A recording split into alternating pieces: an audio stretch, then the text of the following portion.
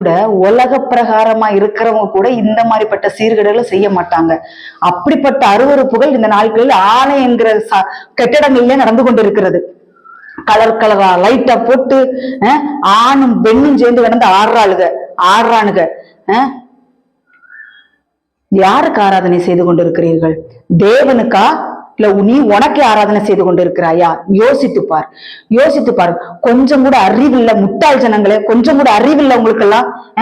பணங்களை அள்ளி கொண்டு தட்டி இப்படி எல்லாம் ஆபாசமான காரியங்களுக்கு உங்களை ஒப்புவடுத்திருக்கிறீங்களே முட்டாள் ஜனங்களே, அறிவில்லை உங்களுக்கு எல்லாம்.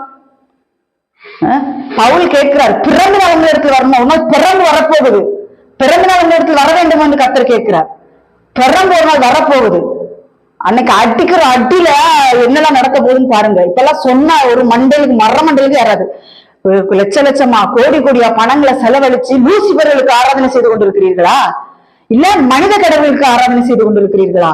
தேவனுக்கெல்லாம் எங்கேயும் ஆராதனை செய்கிற மாதிரி இல்லை. உங்கள் சீர்களை அதிகரித்துக் கொண்டிருக்கிறீர்கள்.